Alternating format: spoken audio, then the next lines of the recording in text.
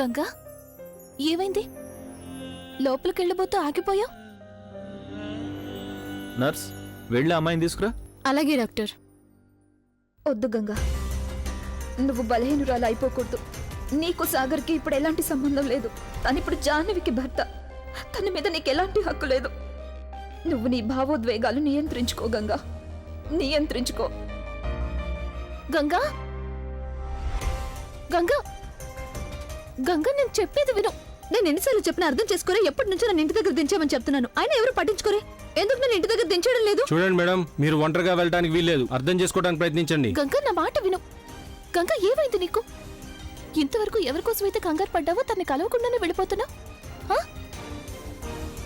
గంగా నేను ఇప్పుడు ఇంటికి వెళ్ళాలి. గంగా గంగా నేను చెప్పేది విను.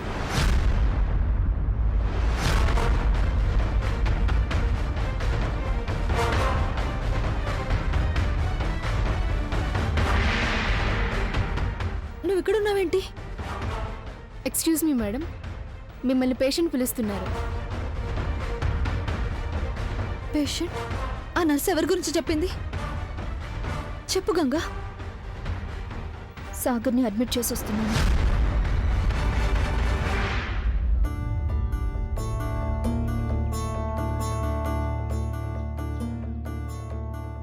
చిన్న వచ్చేసాడా? ఇదంతా ఏమిటి? ఎవరు కొట్టారు నిన్ను? ఏం జరిగింది? ఎవరు కొట్టారు మా చిన్నని? సాగర్, నువ్వు బానే ఉన్నావు కదా? I am okay.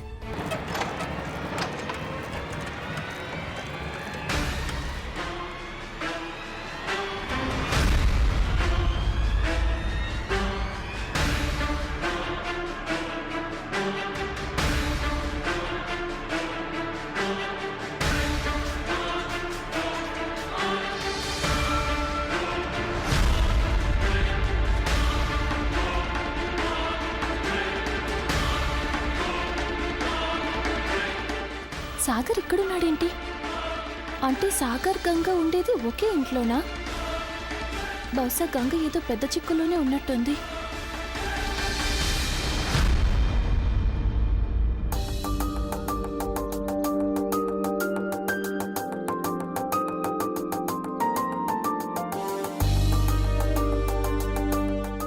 అరే, ఏదో మా అదృష్టం బాగుండి నీలాంటి కోడలు దొరికింది. ఎలాగో మా చిన్నాని కాపాడి తెచ్చావు. పదండి, లోపలికి పదండి మీ ఇద్దరు.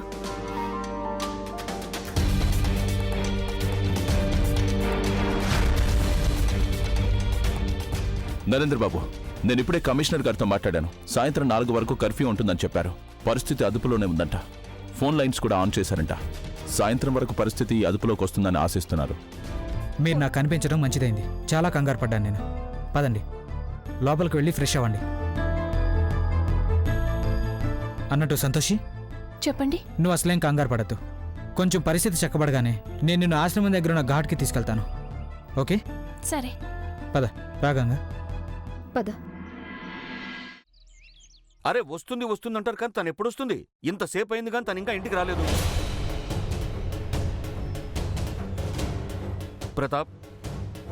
ప్రతాప్ మనం వెంటనే పోలీస్ స్టేషన్కి వెళ్ళి సంతోషి కనిపించట్లేదని కంప్లైంట్ ఇస్తే బాగుంటుందని నాకు అనిపిస్తోంది.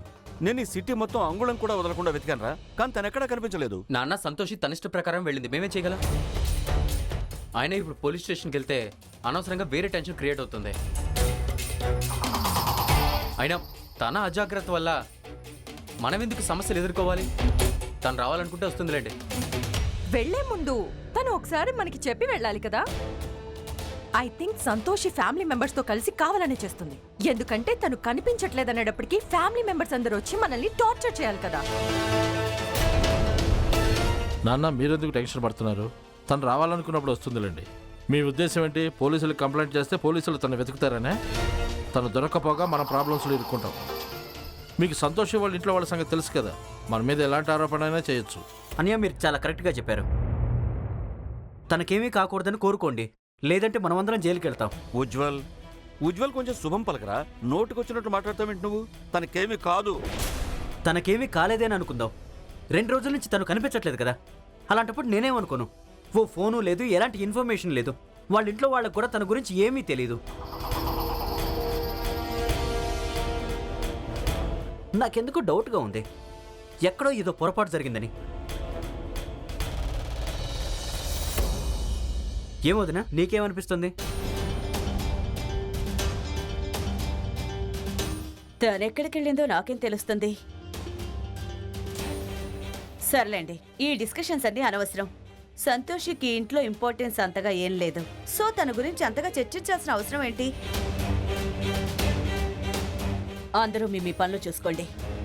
అలాగే ఎవరూ పోలీస్ స్టేషన్కి వెళ్లాల్సిన అవసరం లేదు. కానీ మధు మావయ్య, నేను చెప్పింది మీరు ఫాలో అయితే చాలనుకుంటాను.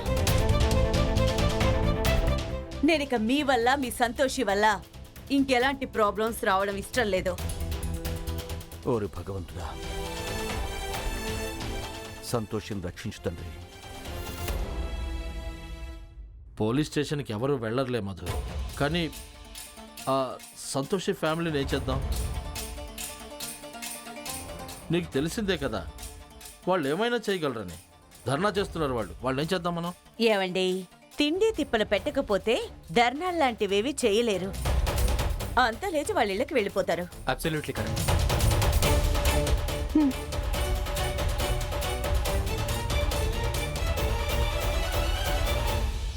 ముర్దాబాద్ ముర్దాబాద్ అల్లుడు గారు మురదాబాద్ ముర్దాబాద్ మురదాబాద్ మురదాబాద్. గమనూరుకుండా ఎందుకలా అరుస్తున్నారు? అల్లుడు గారు డౌన్ డౌన్. ధైర్య బాబు డౌన్ డౌన్. ఇదిగో దమయంతో వదినా, నువ్వు కాస్త ధైర్యంగా ఉండు, సరేనా? నీరు గారిపోకు. అరే, డబ్బు సంపాదించాలంటే కొంచెం కష్టపడాల్సి ఉంటుందా? అయితే మనం లక్షాధికారులు అయిపోతే గనక విందు భోజనం తిని ఈ లోటంతా తీర్చేసుకుందాం. మరిది గారు, కేవలం ఈ డబ్బు మోహమే నన్ను ఇలా ఆపి ఉంచింది. లేదంటే అరగంట కన్నా నేను ఆకలికి తట్టుకోలేను తెలుసుగా. నాకు తెలుసు అదినా. మరిది గారు, ఒకవేళ మనం చేస్తున్న ఈ నిరాహార దీక్ష విఫలమైతే కాదు కదా, వీళ్ళ మీద ఏ ప్రభావం చూపిస్తున్నట్లేదు. వదినా, మందు పని చేయాలన్నా కాస్త సమయం పడుతుంది కదా. కానీ మీకు ఈ ప్రభావం వెంటనే కనిపించాలి అనుకుంటే నేనేం చెప్తే అది మీరు తప్పకుండా చేయాలి వదినా. చెప్పండి, ఏం చేయాలి? చెప్తానుగా. చేస్తాను.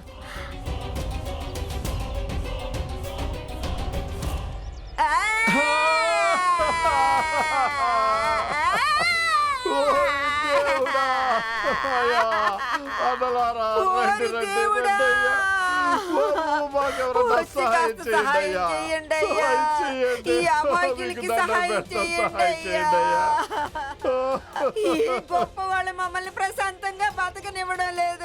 ఏమైంది? అయ్యో, ఏమని చెప్పమంటారయ్యా? ఈ గొప్పింటోళ్ళ అమ్మాయితో దురదృష్టవశాత్తు మా అమ్మాయి పెళ్లి జరిగిందయ్యా.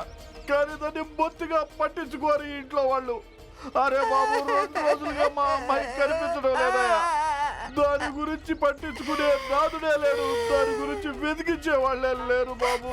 మేము నిరుపేదలం బాబు, వీళ్ళకి ఎవరైనా బుద్ధి చెప్పి తీరాలి కదా.